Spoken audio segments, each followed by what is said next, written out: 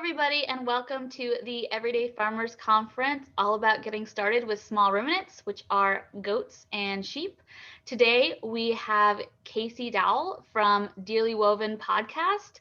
She's here to talk all things yarn and wool, and also discuss a little bit about heritage breeds, since she's kind of been going on this journey in her podcast of exploring all different breeds, especially heritage. So, Casey, can you just introduce yourself and then we'll get into the questions?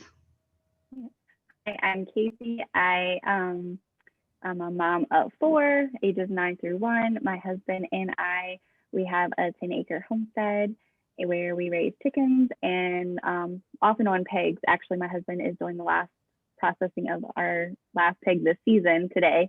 And then hopefully this spring we'll get a flock of sheep. And I homeschool my two oldest. So when I'm not homeschooling and doing all the mommying things, I like to knit and weave. Those are my favorite fiber crafts. And I host the podcast Dearly Woven. And can you explain a little bit about what Dearly Woven is, like how you got it started and kind of what the podcast is all about? Yeah, I had this idea for a podcast. It actually came about, if you like, on my first episode, I talked about how I had two lambs about 4 years ago now, maybe 3 or 4 years ago, and we kind of rushed into things, and I got two lambs, and we didn't have them for too long, but ever since they left, I knew I wanted sheep again. I just fell in love with them, and just the situations just didn't work out to where we could keep them. And so the beginning of last year, January of 2020, my husband and I sat down and he was like, okay, well, we'll take this year to really prepare our land and, get the right shelters and all of that. And you figure out which breed is right for us. And I'm like, okay. And around that time is when I found out about the Livestock Conservancy and their Shave 'em to Save 'em program and all these heritage breeds that really need help and breeders to help, continue the breed.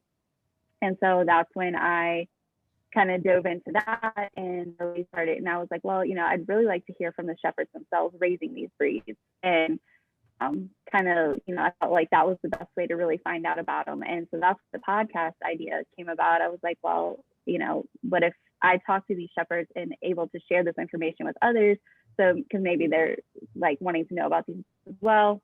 And so that's where the podcast idea came about. So the whole first season of the podcast is me kind of talking to all these different shepherds about the different breeds they raise and what they like best about them and just their journey. And then I ended up deciding on the Lincoln Long Wools to raise. And so my season 2 of the podcast is getting ready to start back up. And this season, I'm kind of just focusing not just specifically on heritage breeds, just kind of all over the place, just because I feel like there's a place obviously for commercial breeds as well.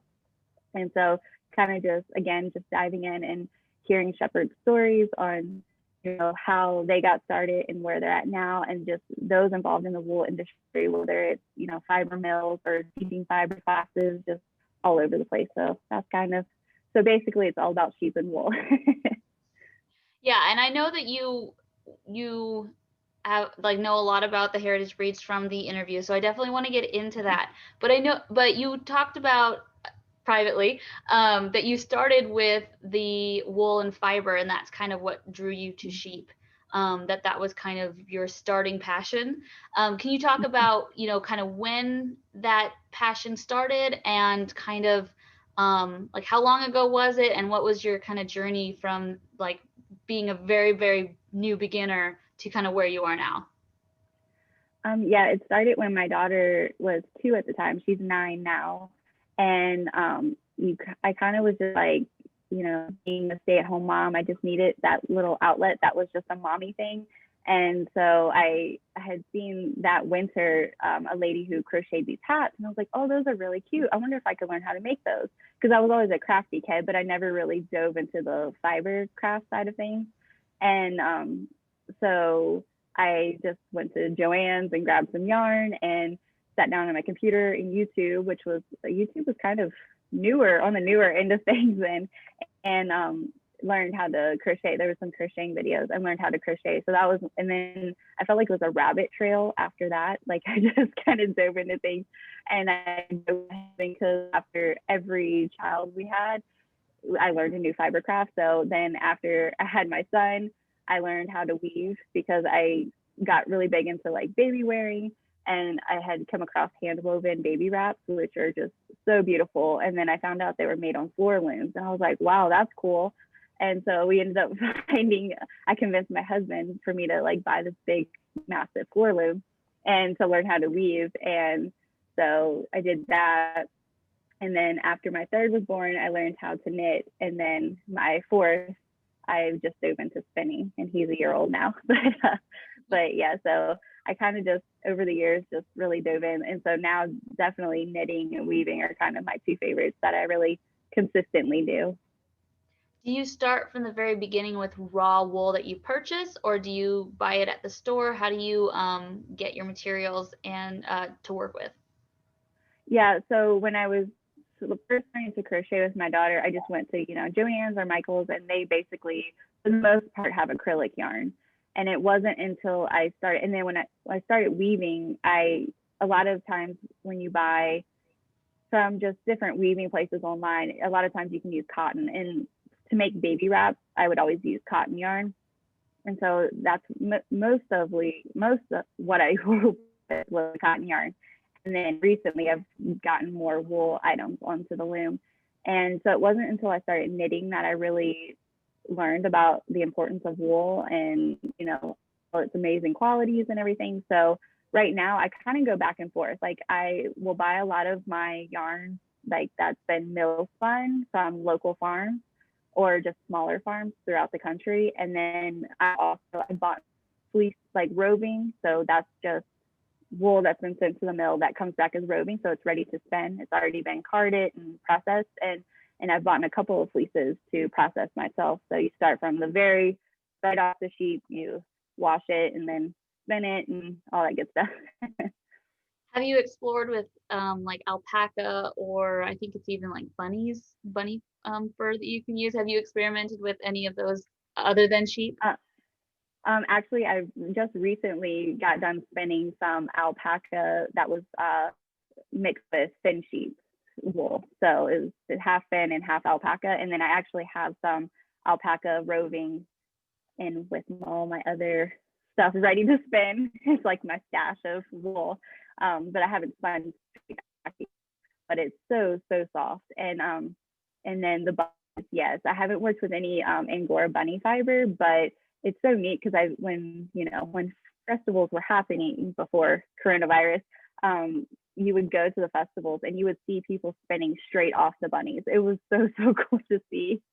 Wow. They would just be sitting in their laps and they're just like slowly like pulling this fiber out of the bunnies, spinning onto the wheel. It was so crazy.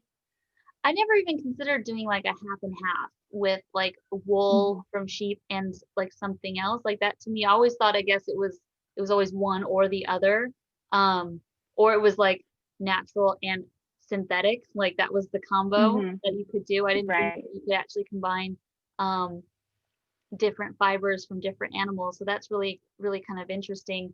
It kind of opens up a lot more.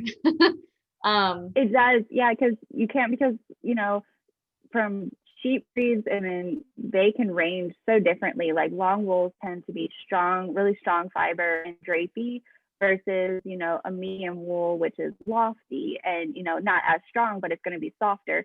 So if you combine the two, you can really you can get a softer wool that's like stronger too.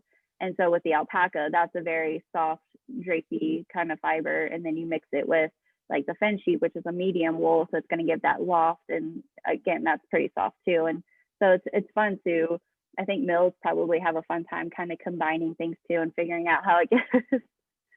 Well, yeah, and at home too, if you have multiple animals on your farm, you can actually combine the two if you don't have like enough for something. So I just was like, oh, that's really interesting.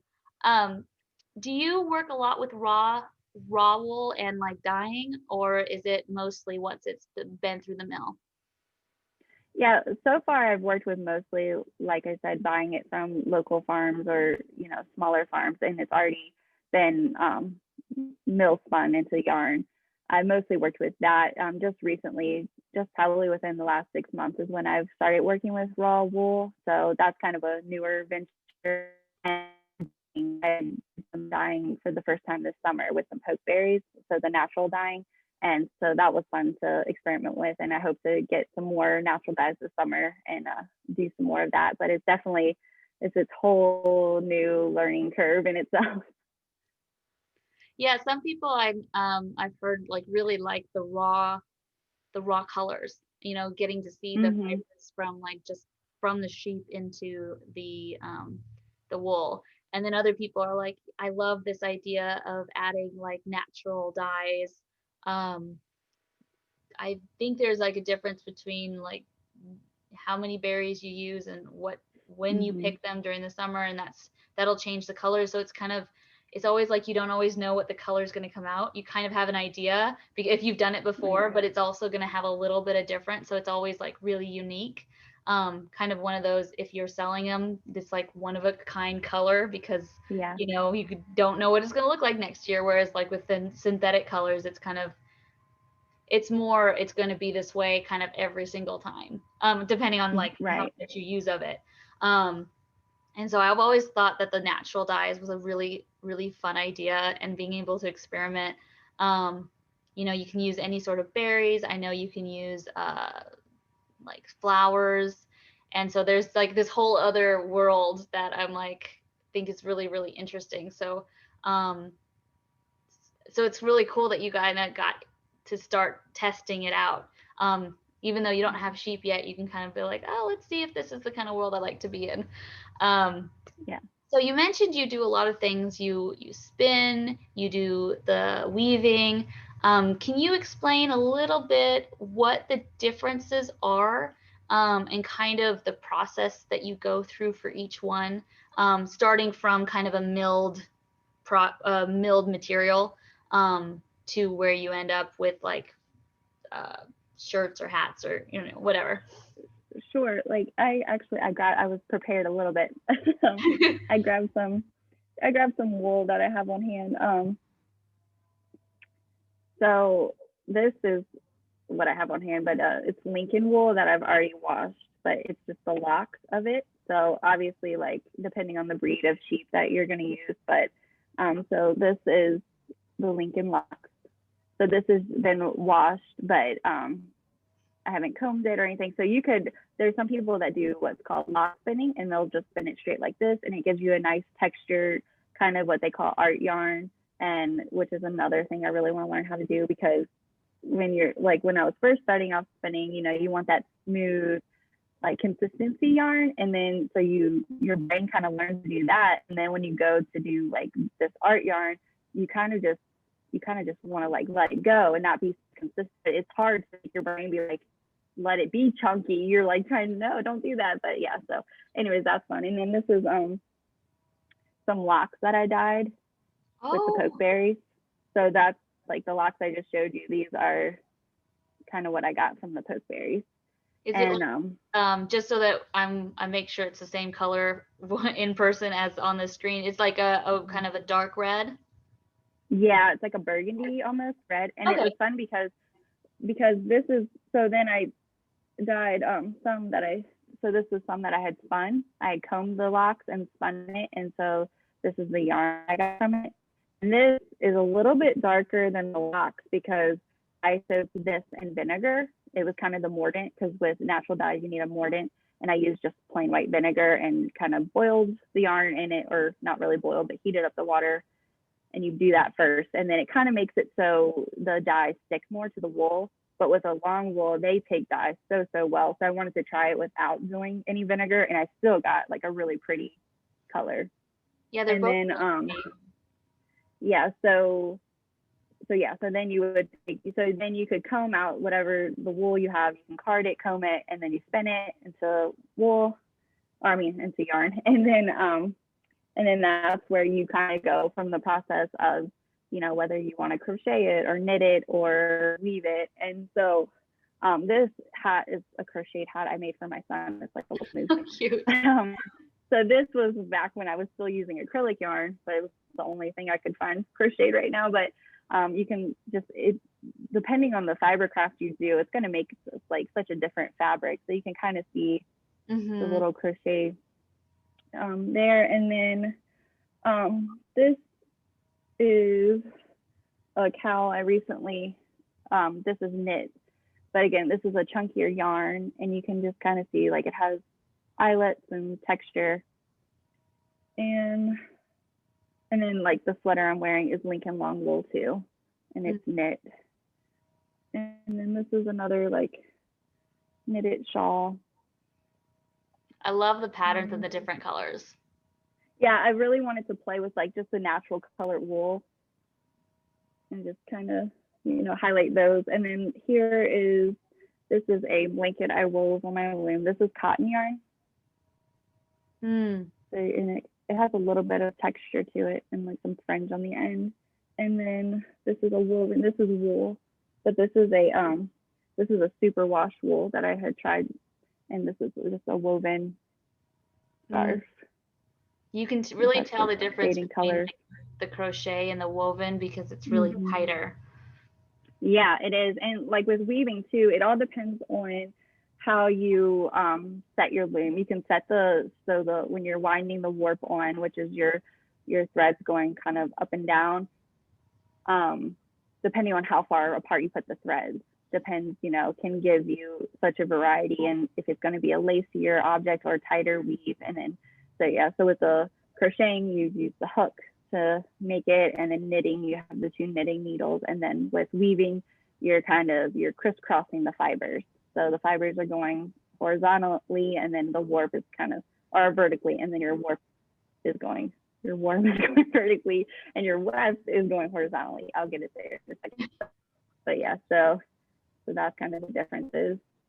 Yeah, so when it comes to the difference between knitting and crocheting, you said crocheting's the hooks, so those are the ones that you'll find the hooks. And I've done a little knitting because that's where like you have the one knitting needle and you kind of build it up, and then you switch it and build it up, right?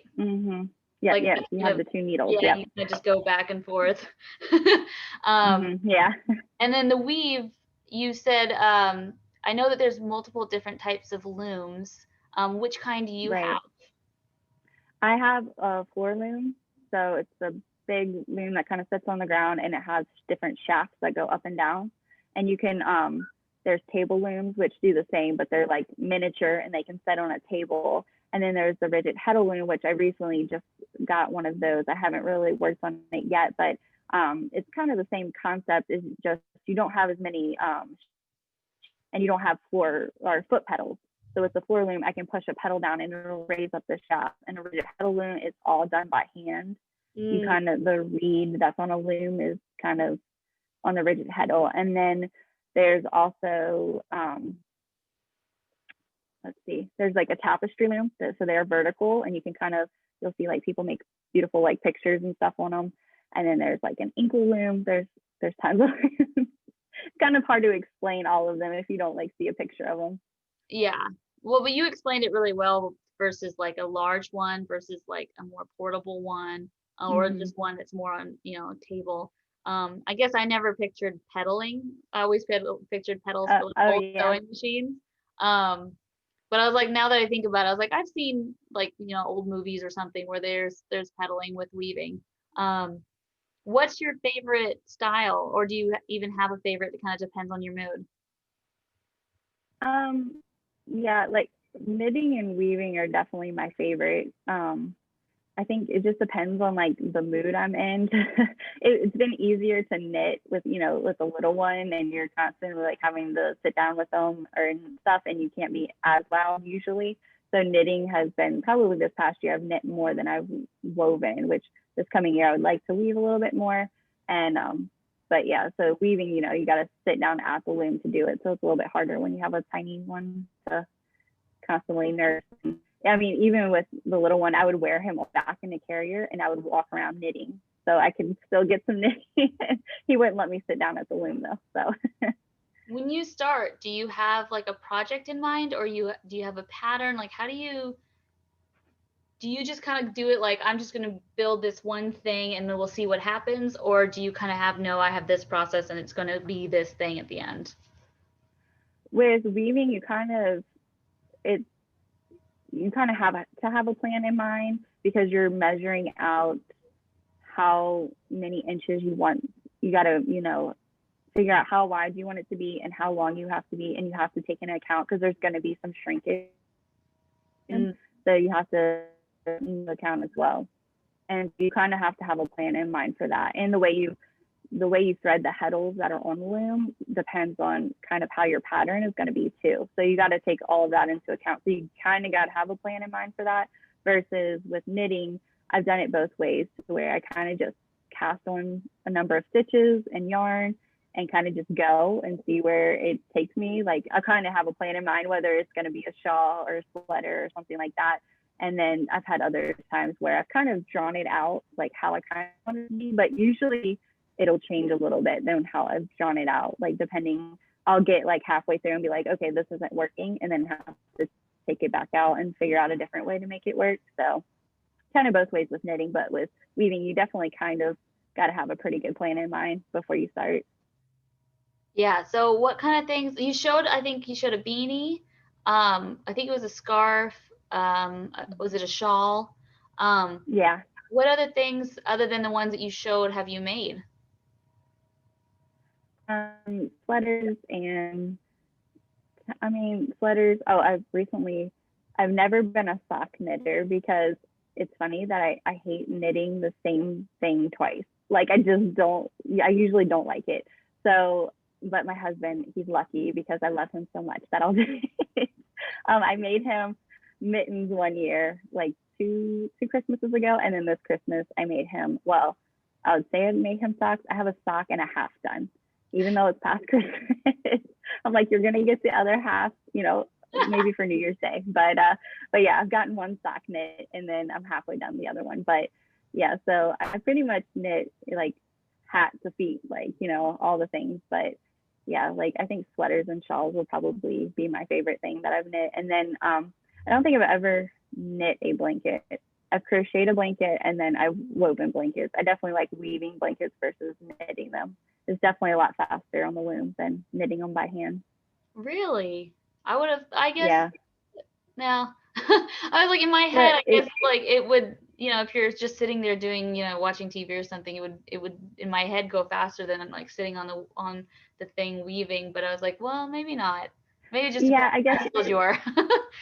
Yeah, I guess it depends on too, like, if you are weaving, or I mean knitting with a chunky yarn. If it's like a really chunky, heavy yarn, then it'd probably go pretty fast. But like with weaving, the longest part is just setting up the loom, like measuring it all out and getting it on the loom. Once it's on the loom, it can go pretty fast, because you're just kind of throwing that shuttle back and forth. And so it can go pretty fast after that. That's the fun part. The putting on the loom takes the longest. Well, then you also talked about having kids, so like life itself can kind of affect how fast it goes. Oh yeah. Yeah, just like, trying to any project on the loom usually takes me a few days just to try and get it on there. So then once it's on there, it's nice, because I can kind of like sit there for 5 minutes and weave a couple inches, and then not touch it again for a couple of days, and then go back to it another 5 minutes, whenever I can get to it. But once it's on there, I just be able to now and then down and do when I can. Do your kids participate? Do they like it? Yeah, like they like to sit there. Like with the weaving, they'll help me like pull back the reed, or in the beater, whatever you want to call it. Like, they'll help me pull it back, and they'll try to catch the shuttle. They haven't really got the hang of like throwing the shuttle across, but they like to catch it. And then my daughter, actually, she just finished her first scarf. She knit a scarf, and she's been working on it for 2 years. So I taught her like 2 years ago. And it's so funny, because like it feels like every time it gets cold out, that's when she wants to start knitting it, because she was like, oh, I need my scarf.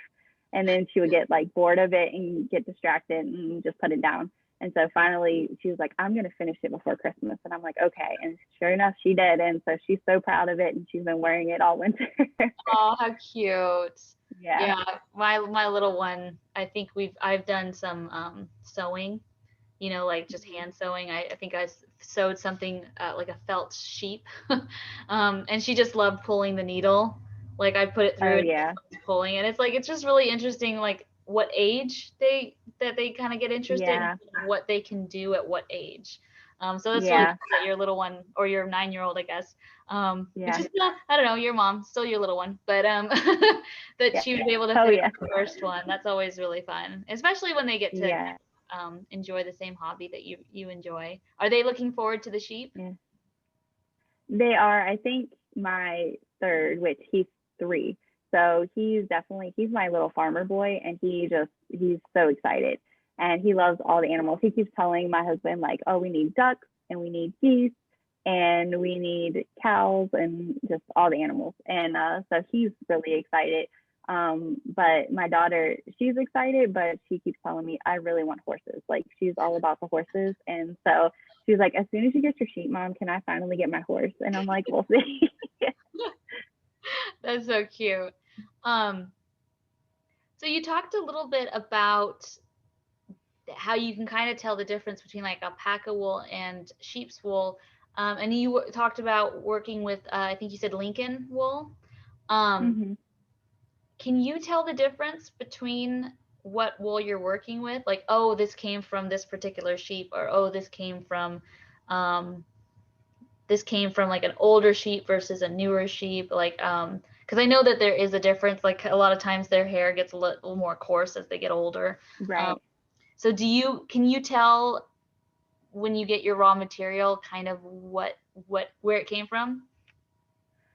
Yeah. Well, like starting out, I probably couldn't have, but as I've like been working with it, I can, like, you can definitely tell the difference between, you might not be able to tell like the specific breed, but like long wool versus a medium dense wool versus a fine wool, you can pretty much tell the difference. And then with ages, I'm sure as a shepherd, you could probably tell the difference each year as your sheep get older and every time you shear. And I was recently reading a book, and it was talking about how the lady would save a sample of each of her sheep. Every time they shorn them, she would take a sample and put it in a baggie and write their name and everything. And so each year she could tell the difference between the fleece, which I thought was a really cool idea. But yeah, so like you were saying, I think as the sheep get older, they tend to get more coarser, especially depending on the breed. But working with the fiber, you can't really tell the age, I don't think. I mean, with a long wool, you're going to be able to tell like if it was a lamb fleece, because it's going to be softer versus an adult. But other than that, I don't think you can really tell unless, again, you're the shepherd and you've been keeping track of their fleece, like how old they are and everything. But you can definitely tell the difference between a long wool and medium and kind of fine wool.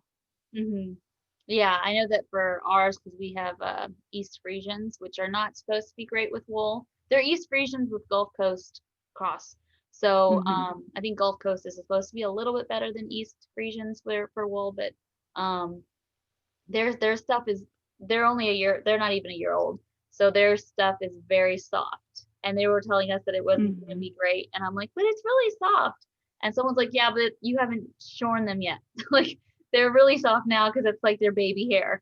It's gonna get coarser as they get older. And I'm like really curious to see with our first shear the difference between it. So I love your idea about keeping like a little bit of their baby wool to see if Mm-hmm. maybe next year or the year after you can really tell a difference between the lamb and like the yearling or the adult.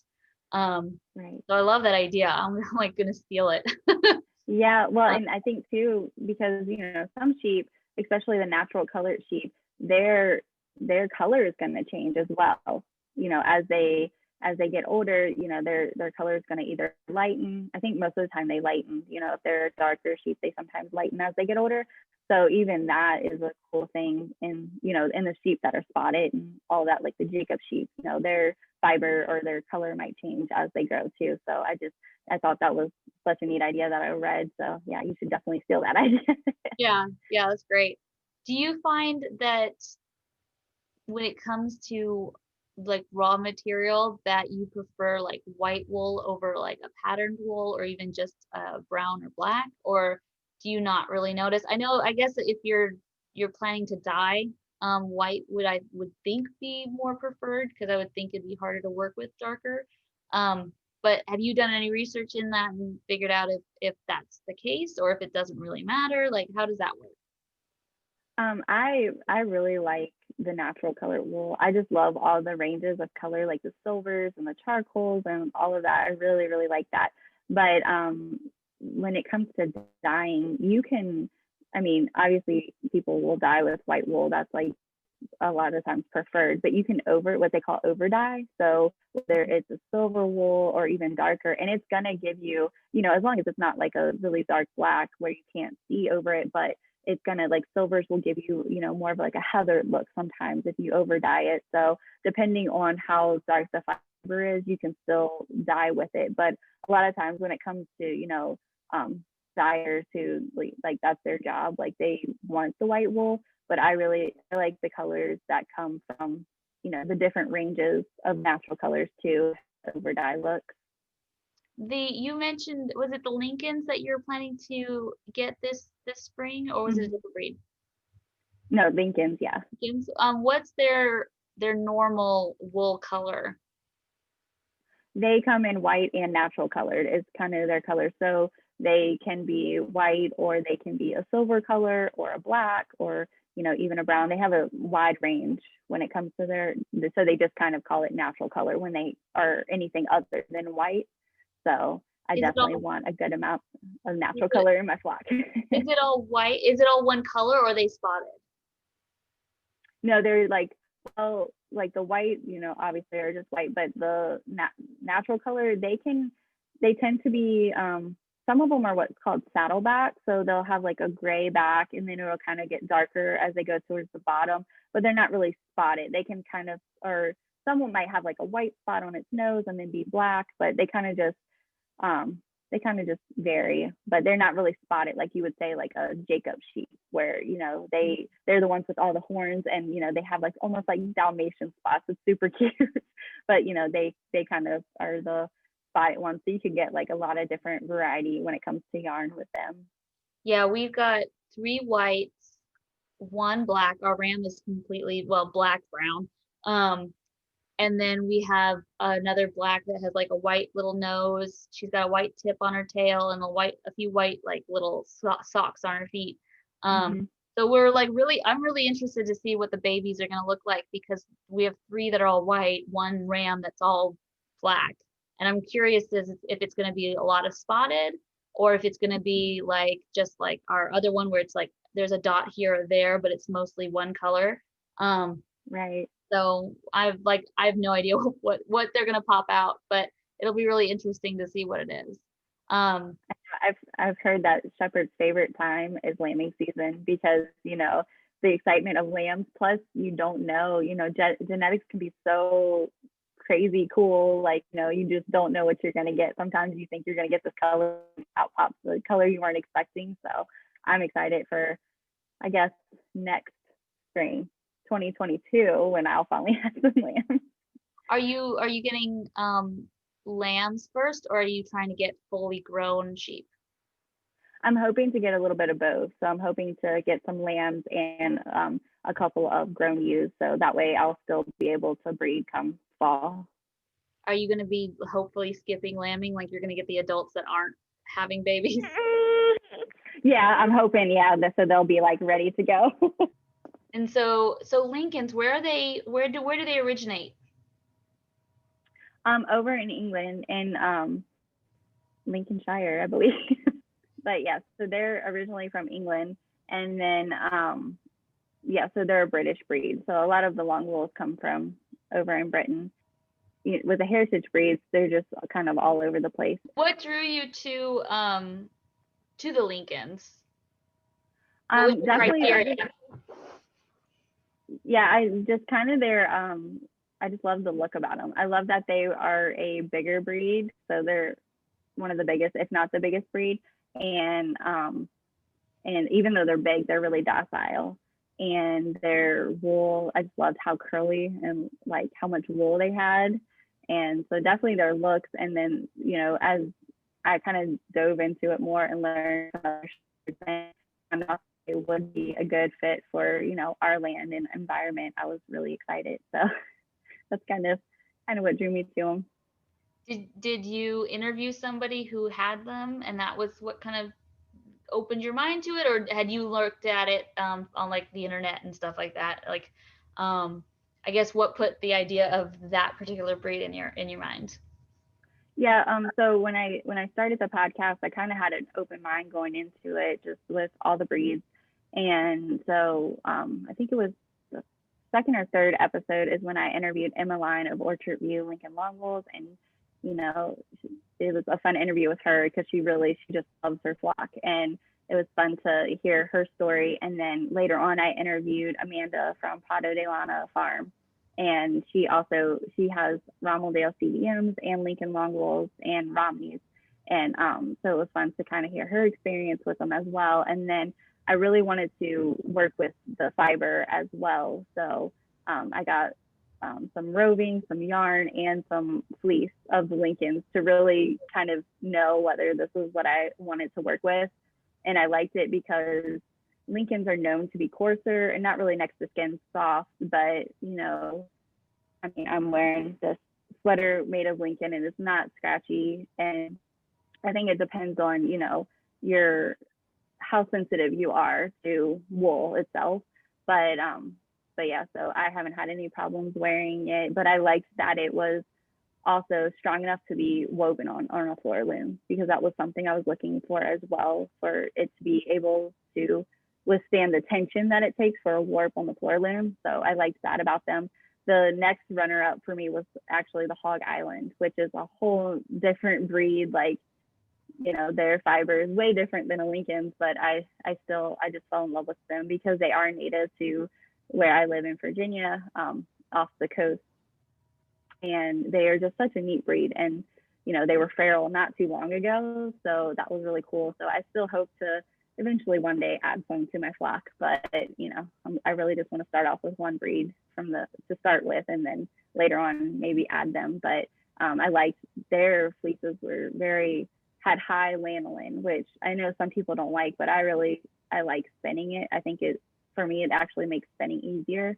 And their fiber is very like squishy, but they don't have a very kind of consistent fiber. Like their lengths can vary. They usually are on the shorter side. So sometimes you can't really send it to a mill, because a mill can usually only take, you can't have it too long, and you can't have it too short. Like their equipment can't really spin it. So if it's too short, they can't take in Hog Island. And I wanted a breed too that I knew I couldn't process all the wool myself, just, with kids and, life. So I wanted to be able to send it to a mill if and when I needed it. So that was another, just go with the Lincolns first too. So I have that option, but the Hog Island is definitely so squishy, and they're such a neat breed.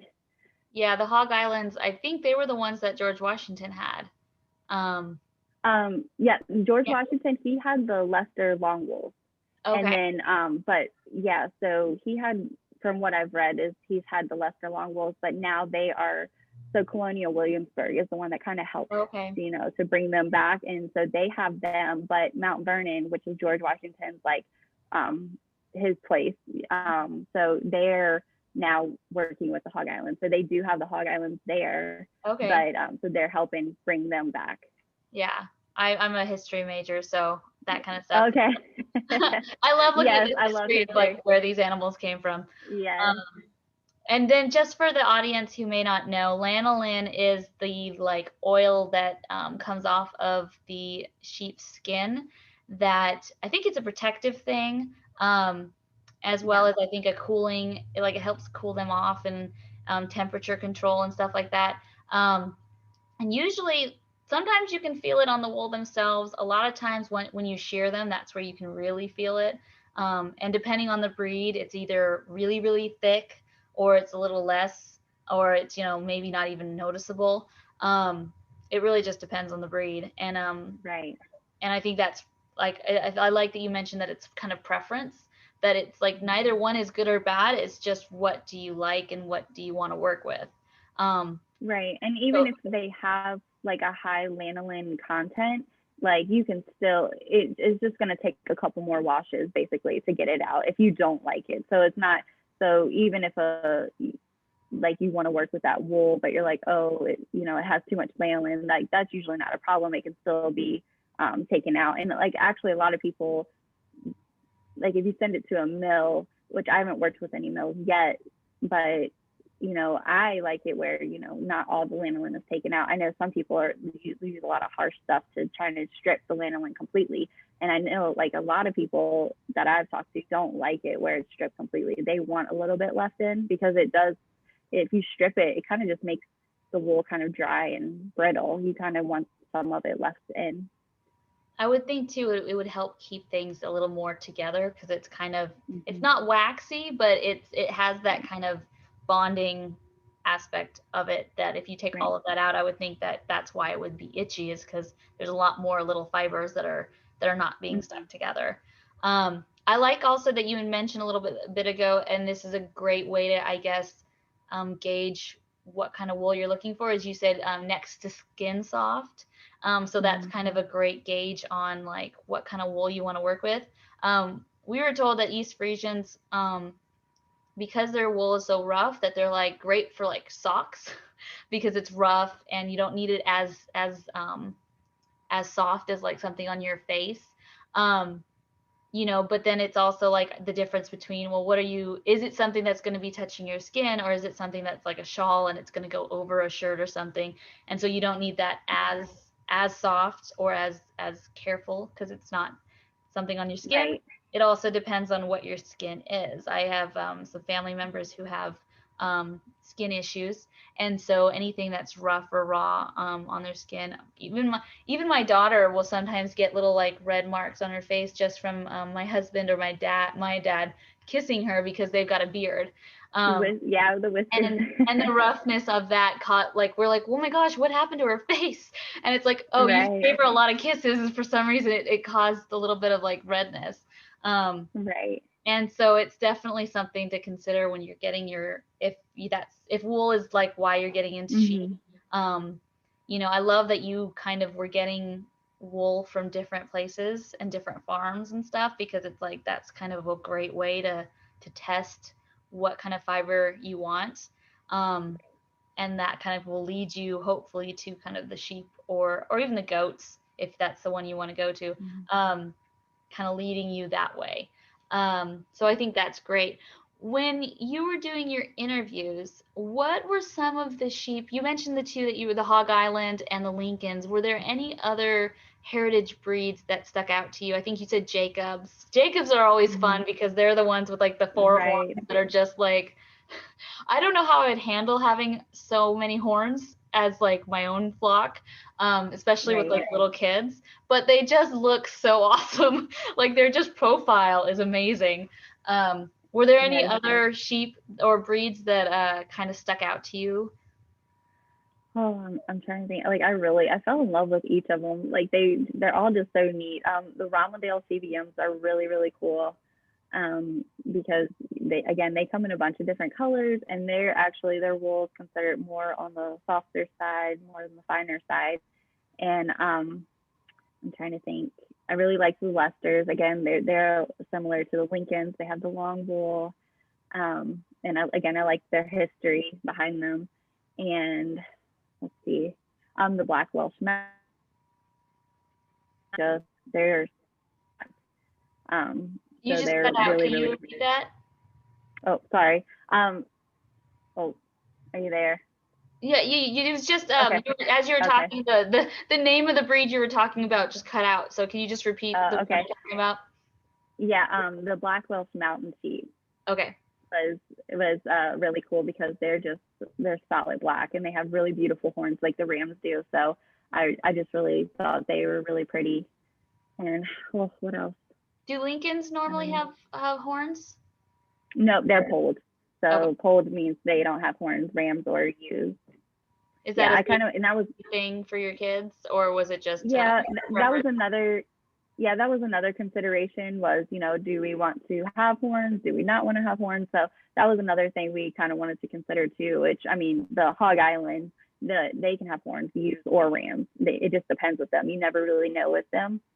And so that was definitely something we considered. So I thought it would probably be better to go with a breed that doesn't have horns to start off with, just, with little ones running around. But, and then Shetlands. Sorry, thinking of more breeds, but yeah, Shetlands was another cute one because, they're little, and I thought my kids, they kind of, I remember going to a fiber festival one time and they had Shetlands there and the kids really liked them. They were petting. They remind me of like puppy dogs or something. They're really cute. There's one breed, and I don't know if it's a heritage breed. Is it Dolly? Is that what they call it? It's like the ones that are like really, really tiny and their wool's like covers their face. They're just like really woolly and they're like so cute. I can't remember the name of them. Oh, are you talking Baby Doll South Downs?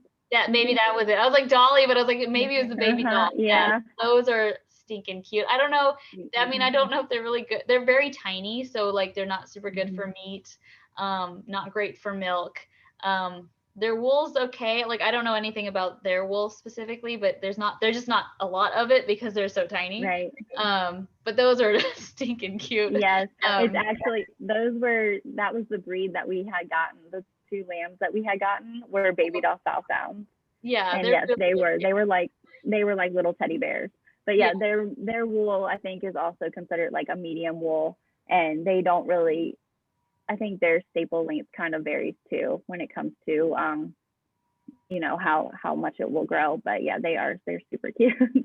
Yeah, and I just wanted to mention that the reason that we have East Frisians and Gulf Coasts is because we're doing milk. Right. Like that's why, like, as we're talking about like wool sheep specifically, that the breed that I was talking about isn't coming up because it's not a wool specific breed. I think Gulf Coast is a heritage breed, but I don't know if it's specifically for wool.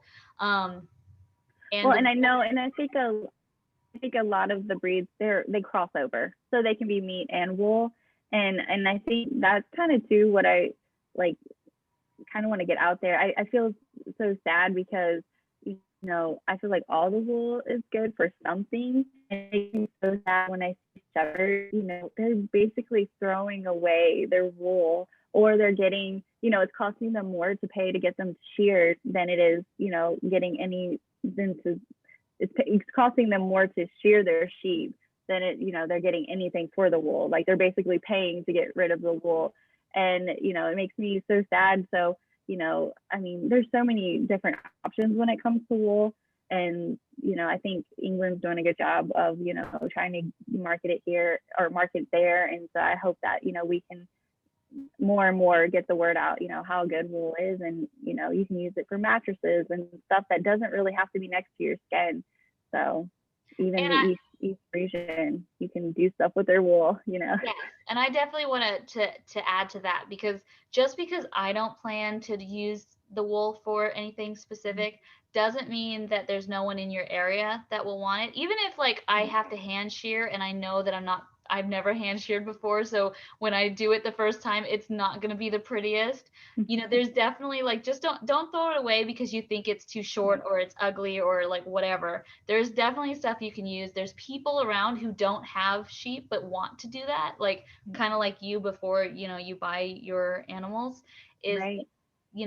Just because you don't want to do anything with it doesn't mean that someone else won't. I have another discussion for the conference about a shearer who does it professionally. And so anyone who she doesn't want to keep their wool, she'll take, and then she'll bundle it all together and have it sent to the mill. I don't think she weaves it. I think she just kind of helps process it and then sells it. Like I don't think she does that weaving, but yeah, I think shearers too. I think they are doing a really great job of helping with that. Like they have so many connections. So if a farmer doesn't want their wool, sometimes they know somebody saying that, and so they can still help you in order to get your money's worth for that wool, because it is worth something. And you can even, like, I've heard of people using putting it in your garden, to help fertilize, and composting and all that stuff. So there's always something you can do with it. Just don't put it in a trash bag and throw it away. Yeah. I've heard bedding for chickens. I've Yeah. heard if you have like really clean stuff, I've actually heard people using it for packaging. So instead of using like the Oh, yeah. popcorn stuff, I've never tried it, and I'm like, but it's definitely something where I'm like, if we have clean wool, and a lot of Right. extra, I was like, I would love to, and we're like selling certain things like soap or something, being able to use the wool that would not be normally used for something, for packaging, because that's a natural Yeah. thing too that people can either use for their own farms or use again for packaging something else. Um, I've also heard it used for like insulation for walls, but there's a Hmm. little bit of it's a little bit more flammable, so I think there's still the jury's still out on like whether it's like safer. um, Right. but there's definitely like there's so much technology out there where people are starting to use things. The only thing I would say, in addition to what we're saying, is that a lot of times mills won't take your wool if it's not a certain weight, and it depends on the mill you're sending it to. But Right. what you can do is you can batch it with maybe somebody else, who doesn't have enough weight, but you guys are like, well, we both want it to get sent or processed, but we don't hit the minimum. Is there anyone in our area who will either take it with theirs or where they can combine it and then send it out? Um, so like if that is something you want to do, but you don't want to put the work in, you want someone, the mills to do it. Hmm. Look at someone in your area who maybe, has never done anything with their wool in the past because they weren't able to get it to the mill because they didn't hit that minimum. Um, and so it takes a little, a few more emails and stuff like that. But I think there's definitely a lot of benefits to wool, and the idea of throwing it out is just like, no, don't do it. I Right. mean, Yeah. sometimes you have to, but it's like definitely if you have your own farm and like you can probably reuse it for bedding for like lambing for like next year. Like, I mean, I don't know, but you might be able to do something. Um, so just kind of, explore your options and figure out if there's anything that you can. And if you can't, then see if there's anyone in your surrounding area that might, because there's a lot of people out there who aren't in the position to have their own sheep. Um, Hmm. and who would love to do the fiber and the wool and stuff like that, even if it's not Right. you. Um, so yeah, I definitely pro, like, do Yes. something with it. Don't just throw it away. Yeah.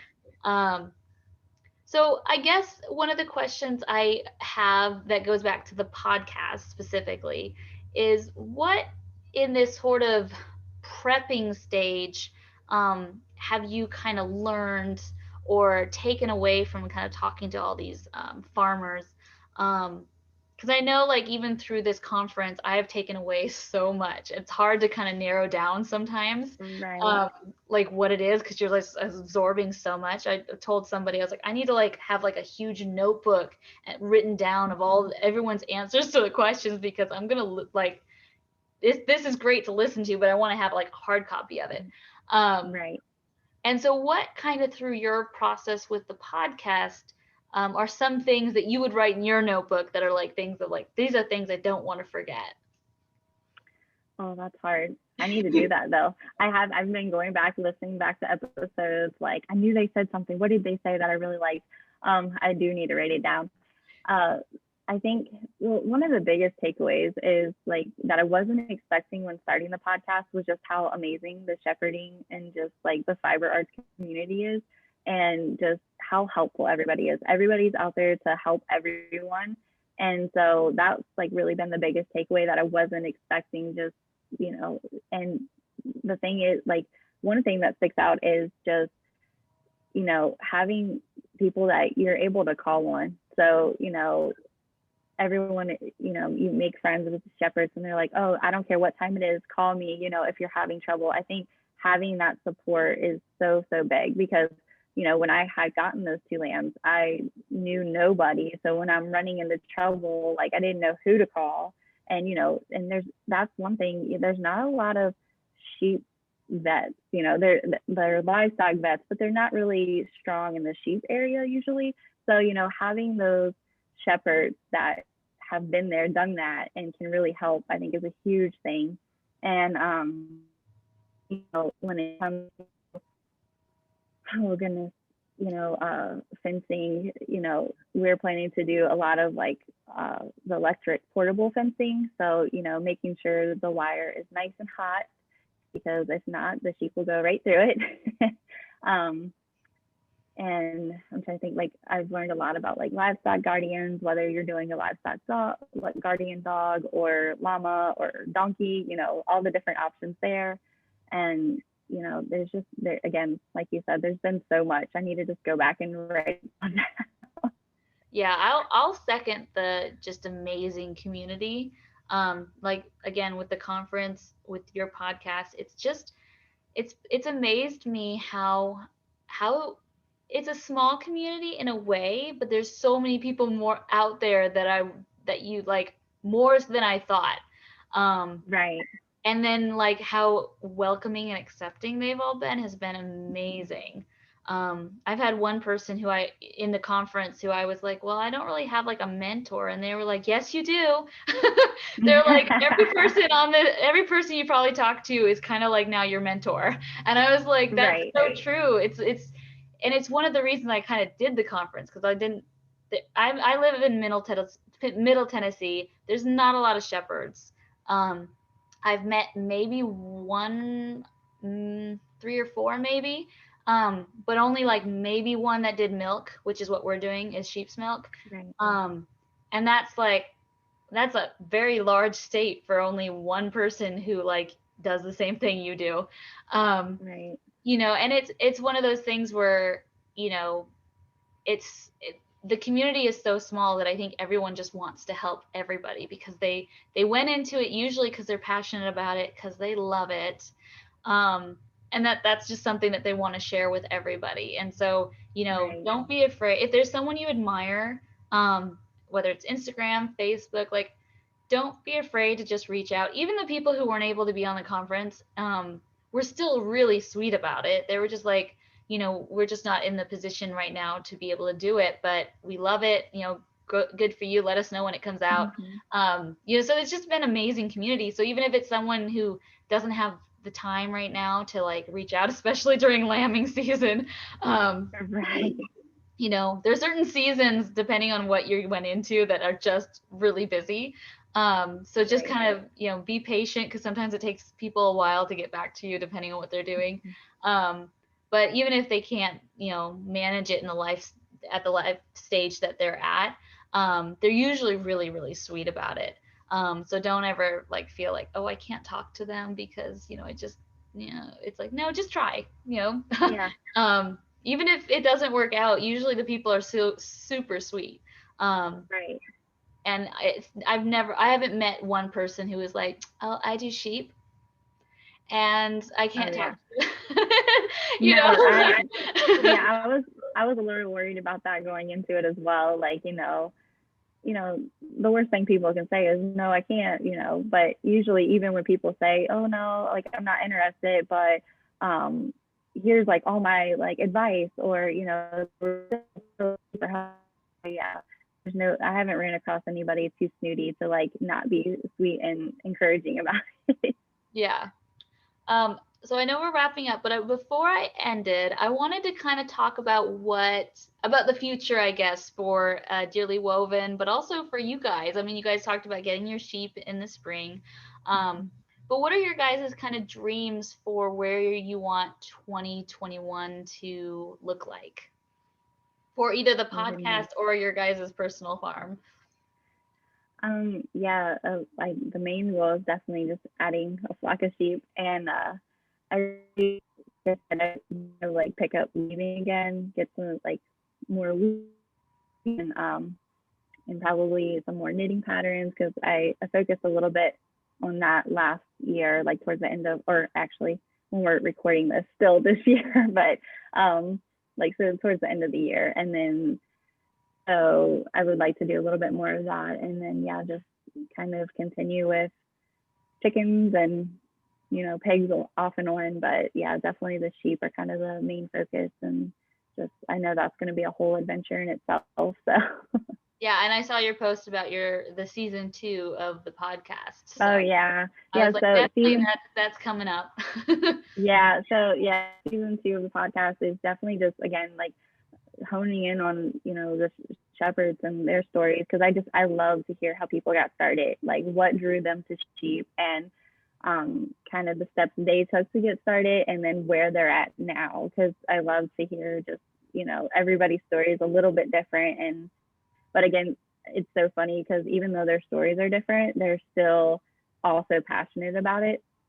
And so kind of just doing that. And then I would love to talk to, like I said, mill owners and those who do fiber art classes and all of that. So I'm excited. I've got a couple interviews already recorded and ready to go. So yeah, that starts January 4th. But I'm excited to keep doing that as well, because I mean, I've learned so much, and I'm hoping, like what you're doing, I know so many people are going to learn from it. So it's so fun to just connect with others and just learn from everyone.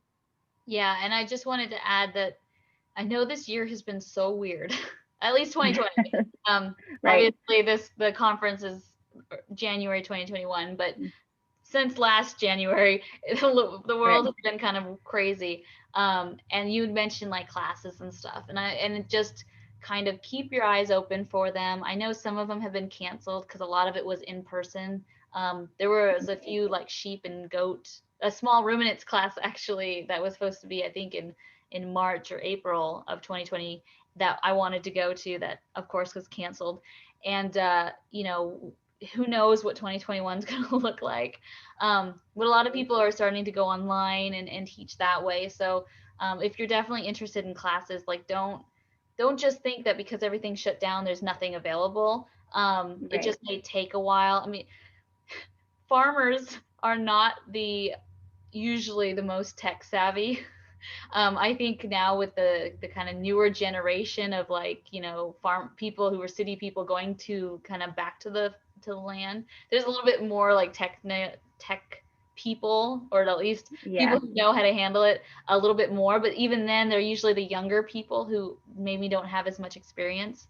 But there's definitely like people out there. It just may take, a little bit of time for like the older generation to kind of get online and to kind of start teaching that.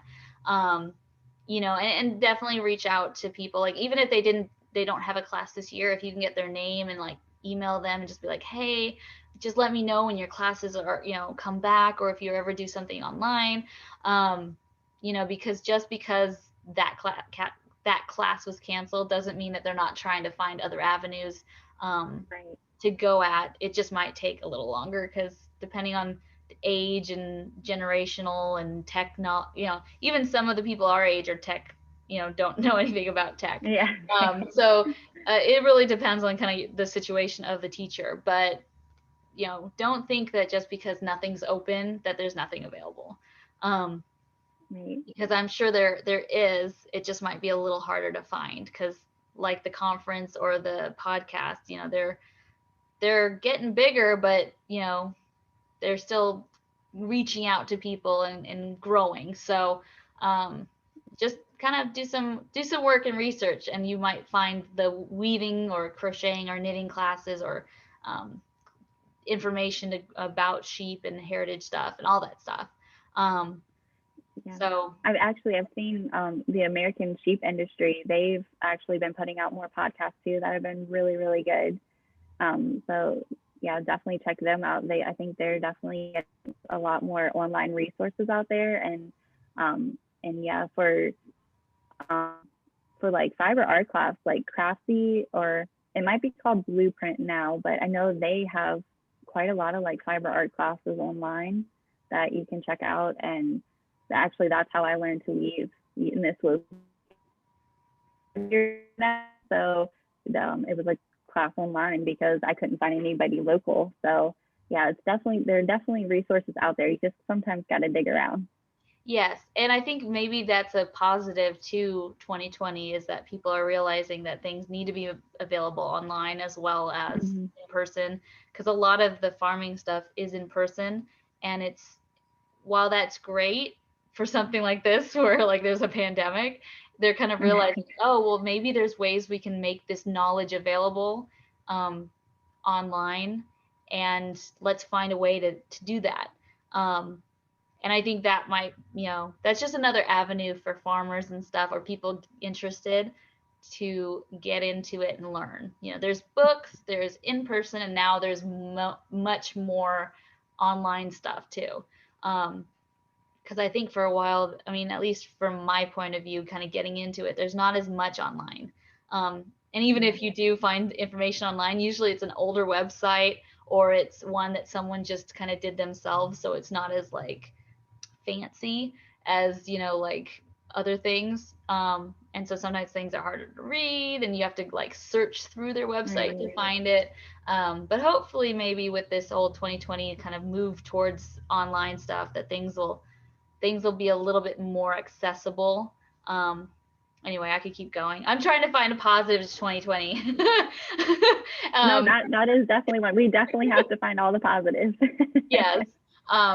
But anyway, I will let you go. But before we go, can you tell the audience where they can find you, where they can find the podcast, just sort of your media life, and kind of so that they can follow your journey, see the little lambs and sheep you get next year, and all that good stuff. Yeah, so on Instagram and Facebook, you can find me at Dearly Woven, and my website is dearlywoven.com. And yeah, those are pretty much all the places. And then the podcast is available pretty much on all the podcast platforms that you, Apple, Spotify, all of those. So, and again, it's at Dearly Woven too. So. Great. Do you have any tips or advice that you want to share before we end? About either getting into sheep, getting into knitting, crocheting, any of that?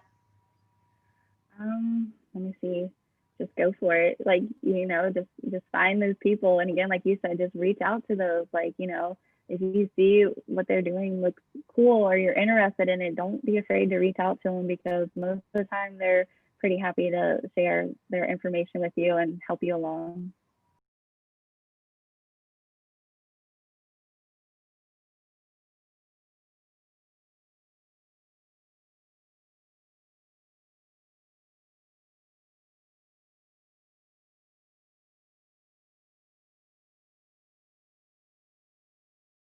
Great. Well, thank you so much for being on this. Yes. Thank you so much for being on in the conference, in the discussion. It was really great to learn about all this fiber and yarn stuff that I personally am not as knowledgeable about. So thank you so much for sharing. Well, thank you so much for having me. I had fun chatting with you. Great. Thank you again.